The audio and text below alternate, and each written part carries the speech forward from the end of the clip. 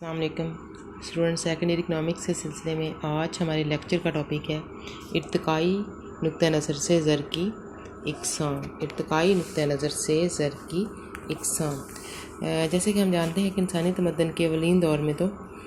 لین دین کے لیے کوئی اعلیٰ مبادلہ موجود نہیں تھا اور لوگ جو ہے وہ براہ راست تبادلے یا بارٹر سسٹم کے تحت ہی خریداری جو ہے وہ کرتے تھے، لیکن چونکہ اس نظام میں بہت ساری خامیاں پائی جاتی تھیں جس کی وجہ سے لین دین کا کام جو ہے وہ بہت مشکل ہو جاتا تھا۔ اس لیے انسان نے کسی ایسی چیز کی تلاش جاری رکھی، کسی ایسے اعلیٰ مبادلہ کی تلاش جاری رکھی جس کی مدد سے وہ اشیاء کا لین دین جو ہے وہ کر سکے۔ تو مختلف وقتوں میں مختلف اشیاء جو ہے وہ زر کے طور پہ استعمال جو ہے وہ ہوتی رہی ہیں اور اس دور کو ہم اشیائی زر یا اجناسی زر کا دور جو ہے وہ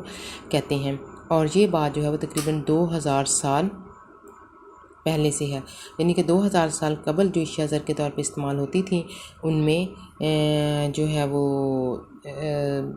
جیسے سیپ ہیں، موتی ہیں، کھالیں ہیں، تیر ہے،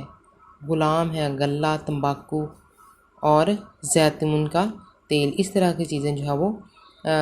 لین دین کے لیے یا مبادلہ کے طور پہ استعمال ہوتی تھیں، اور مختلف علاقوں کی اور مختلف علاقوں میں کی جغرافیائی اور ان کی موسمی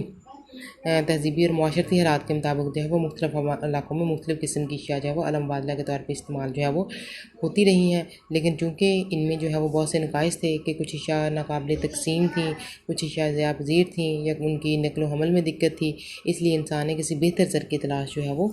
جاری رکھی۔ اس لیے 2000 سال قبل جو اشیاء کے طور جو زر کے طور پہ استعمال ہوتی رہی ہیں وہ اس دور کو ہم اشیاء زر یا اجناسی زر کا دور جو ہے وہ کہتے ہیں۔ دوسری اس سے جو اگلا دور ہے وہ ہے دھاتی زر کا دور۔ 19ویں صدی کے آخر میں زر کے طور پہ جو چیز استعمال کی گئی ہیں وہ دھات ہے، اور وہ کون سی دھات تھی؟ سونا اور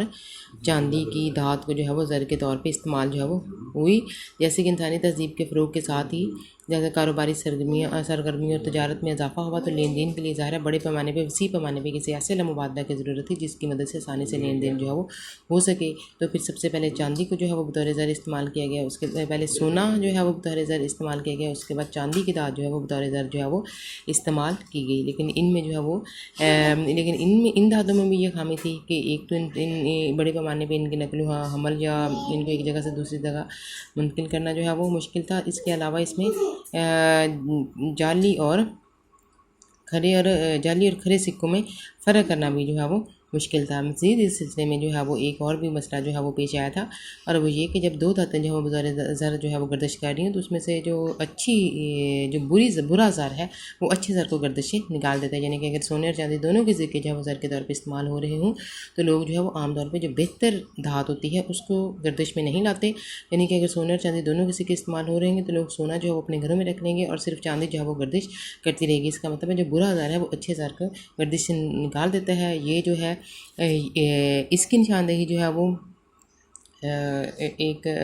اس کو قانون گریشم کہتے ہیں، کیونکہ گریشم جو ہے وہ ملکہ برطانیہ کا وزیر تھا، یعنی کہ مالی امور کا وزیر سمجھنے اس نے جو کہ اس کی نشاندہی کی تھی، اس لیے اس کے نام پہ اس کو قانون گریشم جو ہے وہ کہتے ہیں۔ اس کے بعد جو تیسرا دور ہے وہ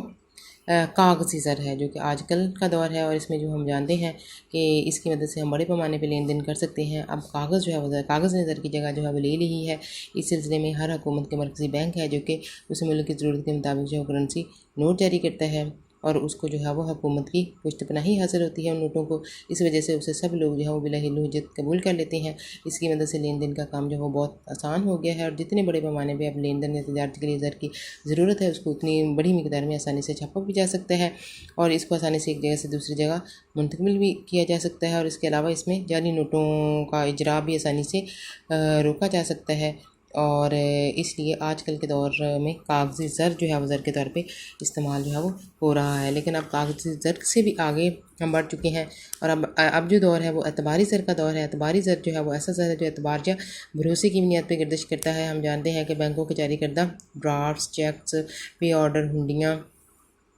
یہ سب جو ہے اعتباری زر کہلاتے ہیں، کیونکہ ان کی مدد سے لین دین کا کام مزید آسان ہو گیا ہے۔ اب جو ہے وہ لوگوں کو لین دین کے لیے تجارت میں جو ہے وہ بڑے پیمانے پہ کرنسی نوٹ جو ہے ایک دوسرے کو دینے نہیں پڑتے، بلکہ چیکس، پے آرڈرس، ATMs ان کے ذریعے جو ہے وہ لین دین کا کام بہت ہی آسان ہو گیا ہے۔ چونکہ جو چیکس ہوتے ہیں یہ اعتبار یا بھروسے کی بنیاد پہ گردش کرتی ہیں، جس کا جو دستخط کنندہ ہے وہ اس تحریر کے حامل اعضاء کو جو ہے وہ درج شدہ رقم دینے کا پابند ہوتا ہے۔ تو زر اعتبار کی اہمیت کا اندازہ جو ہم اس بات سے لگا سکتے ہیں کہ آج کل کے دور میں جتنے بڑے پیمانے پہ معاشی لین دین ہو رہا ہے وہ اعتباری زر کے بغیر جو ہے وہ ممکن نہیں ہے۔ تو ارتقائی لحاظ سے اگر ہم دیکھیں تو زر جو ہے وہ 4 ادوار سے گزرا ہے، جن میں